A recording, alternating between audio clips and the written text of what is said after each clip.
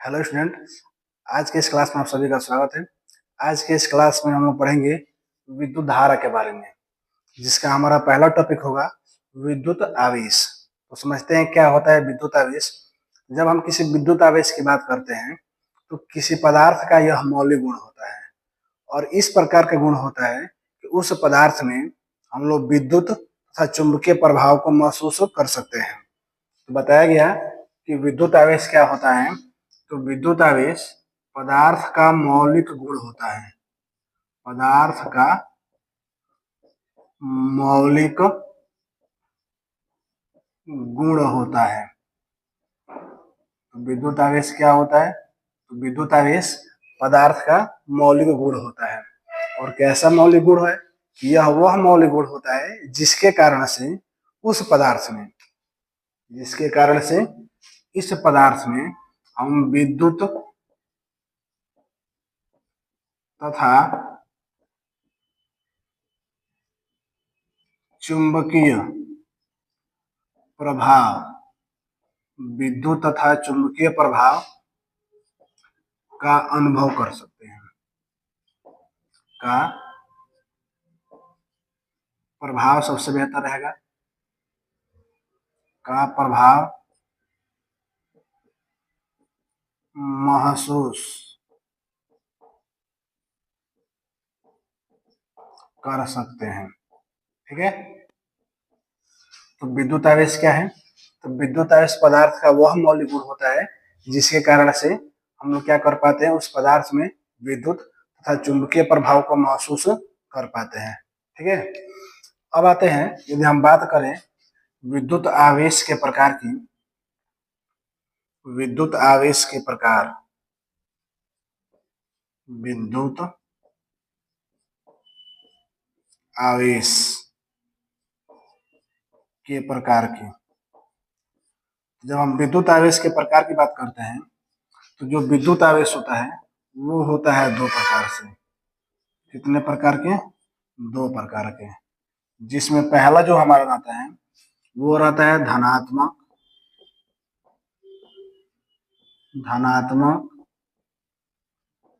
विद्युत आवेश। दूसरा जो होता है उसे हम नाम देते हैं ऋणात्मक विद्युत आवेश। तो आवेश कितने प्रकार के हुए? तो आवेश हुए दो प्रकार के हैं। एक को नाम देगा धनात्मक विद्युत आवेश और एक को नाम देगा ऋणात्मक विद्युत आवेश। बात करते हैं धनात्मक विद्युत आवेश की।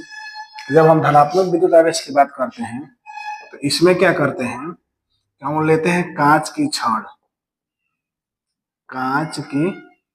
छड़ और इस कांच की छड़ को हम लोग रगड़ते हैं रेशम से। इन दोनों को आपस में क्या करते हैं? रगड़ते हैं। तो जब रगड़ते हैं तो होता क्या है कि कुछ इलेक्ट्रॉन इस कांच की छड़ से निकल कर चले जाते हैं। कहाँ पे? रेशम पे। फिर से एक बार देख लेते हैं इसको। हम लोग पढ़ रहे हैं धनात्मक विद्युत आवेश। धनात्मक विद्युत आवेश के लिए क्या किया गया, हम लिए कांच की छड़ और एक लिए रेशम, दोनों को आपस में रगड़े। दोनों को आपस में रगड़ने से क्या हुआ कि इस कांच की छड़ से इलेक्ट्रॉन निकलकर कहाँ चला गया? रेशम पे। तो देखा यह गया कि जब इलेक्ट्रॉन निकला है कांच की छड़ से तो यहाँ पर इलेक्ट्रॉन की क्या रहेगी? इलेक्ट्रॉन की रहेगी कमी, यानी इलेक्ट्रॉन कम रहेगा। और रेशम की बात की जाए तो रेशम पर इलेक्ट्रॉन की क्या हो जाएगी? अधिकता, यानी इस पर इलेक्ट्रॉन क्या हो जाएगा? अधिक हो जाएगा। तब जो ये कांच की छड़ है, इस कांच की छड़ पर जो आवेश उत्पन्न हुआ उसी आवेश को क्या नाम दिया जाएगा? धनात्मक विद्युत आवेश। फिर से एक बार देख लेते हैं धनात्मक विद्युत आवेश क्या होता है। तो धनात्मक विद्युत आवेश में बताया जा रहा है कि धनात्मक विद्युत आवेश में कांच की छड़ लेते हैं और एक रेशम लेते हैं, दोनों को आपस में क्या करते हैं? रगड़ते हैं। तो दोनों को आपस में रगड़ने से इस कांच की छड़ में से इलेक्ट्रॉन निकलकर कहाँ चला जाता है? रेशम पे चला जाता है। तब क्या होता है कि इस कांच की छड़ में इलेक्ट्रॉन की कमी हो जाती है और रेशम पर इलेक्ट्रॉन क्या हो जाता है? अधिक हो जाता है, यानी उस पर अधिकता आ जाती है इलेक्ट्रॉन की। तब हम कहते हैं कि जो कांच के छड़ पर आवेश उत्पन्न हुआ उसी आवेश को क्या नाम देते हैं, धनात्मक आवेश। और जो रेशम के छड़ पर आवेश उत्पन्न हुआ उसे क्या नाम देते हैं, ऋणात्मक आवेश नाम देते हैं। अगर हम बात करें फिर से ऋणात्मक आवेश की, तो ऋणात्मक आवेश क्या होता है, तो इसको समझने के लिए फिर से हम लेते हैं आबनूस की छड़, आबनूस की छड़,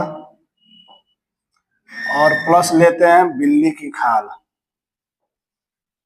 बिल्ली की खाल, और फिर दोनों को आपस में क्या करते हैं, रगड़ते हैं। क्या लिया गया, आबनूस की छड़ और बिल्ली की खाल, और फिर आपस में क्या करते हैं, रगड़ते हैं। तो जब इन दोनों को आपस में रगड़ेंगे तो क्या होगा कि आबनूस की छड़ से, आबनूस की छड़ पर कुछ इलेक्ट्रॉन आ जाएंगे बिल्ली की खाल से, आपस में रगड़ेंगे तो क्या होगा कि जो ये बिल्ली की खाल है, इस बिल्ली की खाल से कुछ इलेक्ट्रॉन निकल कर कहाँ चले जाएंगे, आबनूस की छड़ पे। और जब आबनूस की छड़ पर आएंगे तो इस आबनूस की छड़ में इलेक्ट्रॉन की क्या हो जाएगी, अधिकता, इलेक्ट्रॉन की अधिकता हो जाएगी। और बिल्ली के खाल पे क्या होगा, इलेक्ट्रॉन की कमी हो जाएगी। तब हम देखेंगे कि इस आबनूस की छड़ पर जो आवेश उत्पन्न हुआ उसी आवेश को क्या नाम दे देंगे, ऋणात्मक विद्युत आवेश। क्या नाम दे देंगे, ऋणात्मक विद्युत आवेश। ठीक है, फिर एक बार इसको समझ लेते हैं हम लोग। पहले समझे विद्युत आवेश क्या होता है। तो विद्युत आवेश में बताया गया कि यह पदार्थ का मौलिक गुण होता है जिसके कारण से इस पदार्थ में विद्युत तथा चुंबकीय प्रभाव को हम लोग क्या कर सकते हैं, महसूस कर सकते हैं। ठीक है, अब ये आवेश होते हैं दो प्रकार के, एक को नाम देते हैं धनात्मक विद्युत आवेश, दूसरे को नाम देते हैं ऋणात्मक विद्युत आवेश। जब हम बात करते हैं धनात्मक विद्युत आवेश की, तब इसमें क्या करते हैं कि कांच की छड़ लेते हैं और रेशम लेते हैं, इन दोनों को आपस में क्या करते हैं, रगड़ते हैं। जब दोनों को आपस में रगड़ेंगे तो रगड़ने से क्या होगा कि कांच की छड़ से कुछ इलेक्ट्रॉन निकलकर कहाँ पहुंच जाएंगे, रेशम की छड़ पर पहुंच जाएंगे, सॉरी रेशम पर पहुंच जाएंगे। तो इस कांच की छड़ पर इलेक्ट्रॉन की क्या होगी, कमी होगी, और रेशम पर क्या हो जाएगा, इलेक्ट्रॉन अधिक हो जाएगा। जब इस पर इलेक्ट्रॉन कम होगा तो इस पर जो आवेश उत्पन्न होगा उसी आवेश को हम लोग क्या नाम दे देंगे, धनात्मक विद्युत आवेश नाम दे देंगे। ठीक है, अब आते हैं ऋणात्मक विद्युत आवेश पे। तो ऋणात्मक विद्युत आवेश में क्या कहा गया, इसमें हम आबनूस की छड़ लेते हैं और बिल्ली की खाल लेते हैं, तब दोनों को आपस में क्या करते हैं, रगड़ते हैं। तो जब दोनों को आपस में रगड़ेंगे तो रगड़ने से क्या होगा कि बिल्ली की खाल से कुछ इलेक्ट्रॉन निकलकर कहाँ चले जाएंगे, आबनूस की छड़ पर। जब बिल्ली की खाल से इलेक्ट्रॉन निकलकर आबनूस की छड़ पर आएंगे तो आबनूस की छड़ पर इलेक्ट्रॉन क्या हो जाएगा, अधिक हो जाएगा, और बिल्ली की खाल पर इलेक्ट्रॉन क्या हो जाएगा, कम हो जाएगा। तो अब इस आबनूस की छड़ पर जो आवेश उत्पन्न होगा उसी आवेश को क्या नाम दे देंगे, ऋणात्मक विद्युत आवेश नाम दे देंगे। ठीक है, अब आगे देखते हैं इसमें। अब यहाँ बनाते हैं नोट, नोट में कुछ पॉइंट्स हम ऐड करेंगे, जिसमें पहला पॉइंट होगा कि आवेश का जो एस आई मात्रक होता है, आवेश का एस आई मात्रक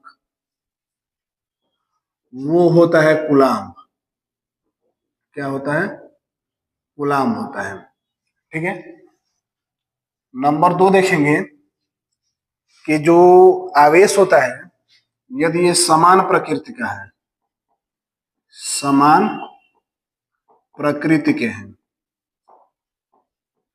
यदि आवेश की प्रकृति समान हो जाएगी, समान कहने का मतलब ये है कि यदि हम मान लें ये वस्तु ए है और ये वस्तु बी है, तो ए वाले पर भी वही आवेश हो जो बी वाले पे था। मान लेते हैं कि इस पर हमारा प्लस आवेश है और इस पर भी क्या है, प्लस आवेश है। या ऐसे भी हो सकता है कि जो वस्तु ए है इस पर माइनस आवेश आ जाए और जो वस्तु बी है इस पर भी माइनस आवेश आ जाए, यानी दोनों की प्रकृति क्या हो जाए, समान हो जाए। तो जब प्रकृति समान होगी आवेश की तो इनके बीच जो लगने वाला बल होगा वो बल होगा प्रतिकर्षण,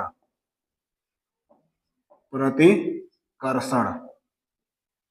कौन सा बल काम करेगा, प्रतिकर्षण बल काम करेगा। यानी हम कह सकते हैं कि जब किन्हीं दो वस्तुओं पर समान प्रकृति के आवेश आ जाते हैं और जब उन दोनों वस्तुओं को हम पास में लाते हैं तो पास में लाने से उन दोनों वस्तुओं के बीच में एक बल काम करता है और उस बल को हम लोग कहते हैं प्रतिकर्षण बल। ठीक है। अब मान लीजिए कि जब विपरीत आवेश आ जाए तब क्या होगा, तो नंबर 3 देखेंगे, विपरीत प्रकृति के आवेश। विपरीत प्रकृति के आवेश, तो जब विपरीत प्रकृति के आवेश हो जाएंगे तब क्या होगा, मान लेते हैं कि ए पर प्लस आवेश हो जाए और बी पर माइनस, या फिर ए पर माइनस और बी पर क्या हो जाए, प्लस हो जाए, तब इनके बीच जो बल काम करेगा वह बल काम करेगा किसका, आकर्षण का। किसका काम करेगा, आकर्षण, आकर्षण बल काम करेगा। यानी तब ये वस्तुएं एक दूसरे को क्या करेंगे, आकर्षित करेंगे, यानी पास में लाएंगे तो ये आकर्षित कर जाएंगे। ठीक है। तो क्या बताया गया इसमें नोट में, नंबर 1 हम लोग पढ़े कि आवेश का जो एसआई मात्रक होता है वो क्या होता है, कूलाम होता है। दूसरा बताया गया यदि किन्हीं दो वस्तुओं पर समान प्रकृति के आवेश उपलब्ध हो तो उन दोनों वस्तुओं में जो बल काम करेगा वो प्रतिकर्षण बल काम करेगा। यदि विपरीत प्रकृति के आवेश हो तो दोनों पर कैसा काम करेगा, दोनों बीच कैसा बल काम करेगा, तो बल काम करेगा आकर्षण का। ठीक है।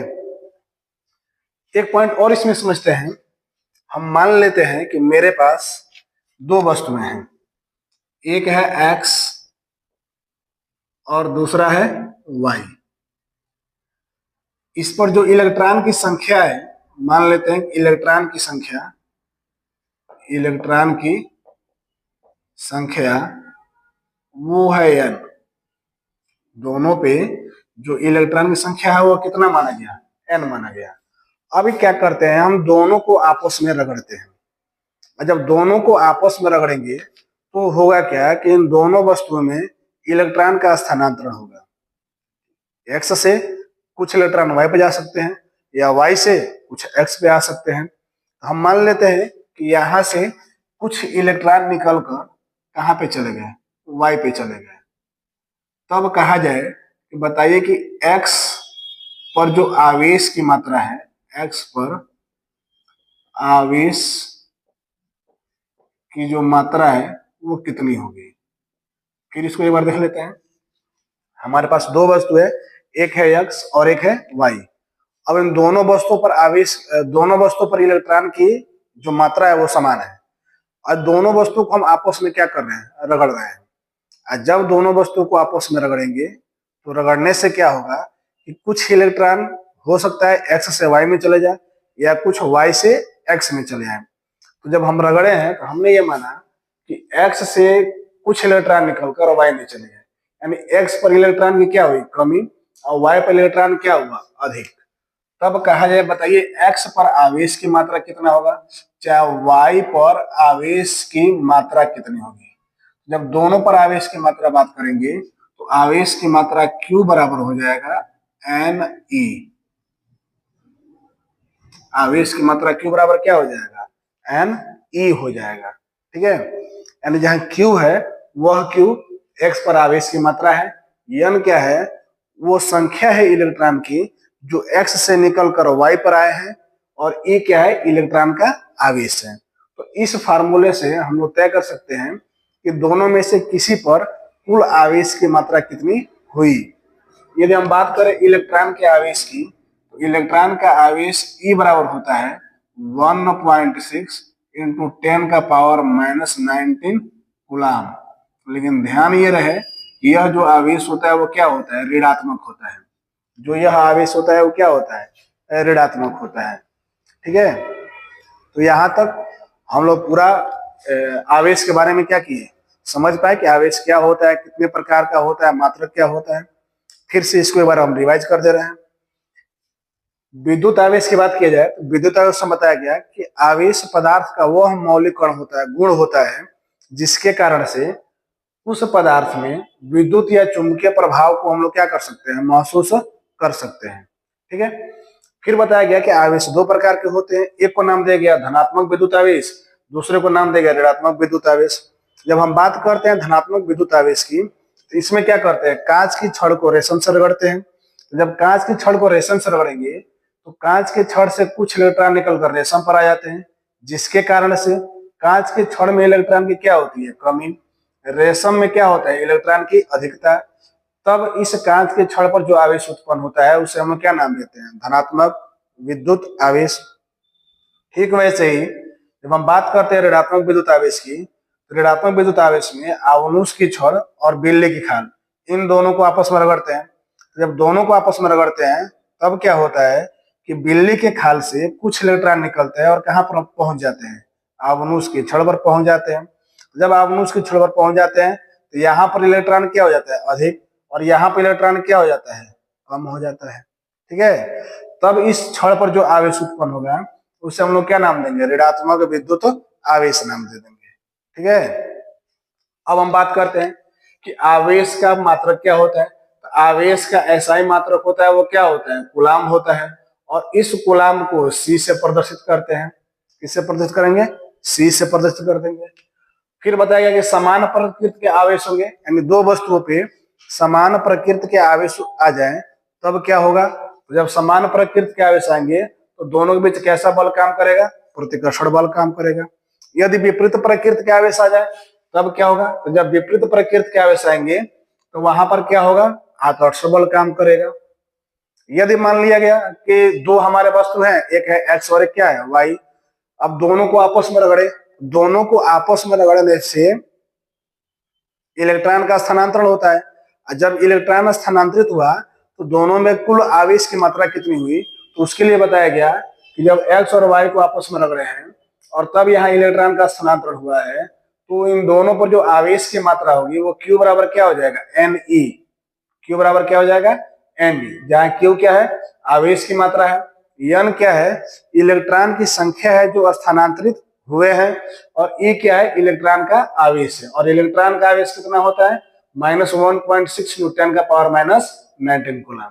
एक बात और यहाँ पर ध्यान रखेंगे कि जो ये Q बराबर एन ई आप लिखे हैं, Q बराबर एन ई लिखे हैं, तो यदि X से निकल कर इलेक्ट्रॉन Y पर गए हैं तो यहां पर की मात्रा में क्या आएगी, कमी, लेकिन यहां पर क्या होगी, अधिकता। यहां पर क्या होगा, अधिकता।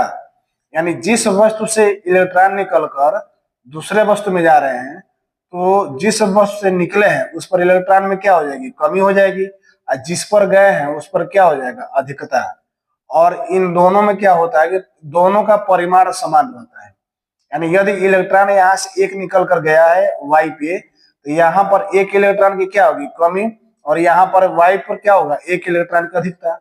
मान लीजिए कि एक्स से 4 इलेक्ट्रॉन निकलकर वाई पर चले गए हैं, तो जब 4 इलेक्ट्रॉन निकलकर वाई पर गए हैं तो यहाँ पर 4 इलेक्ट्रॉन की क्या हो जाएगी, कमी, और वाई पर क्या हो जाएगी, 4 इलेक्ट्रॉन की अधिकता।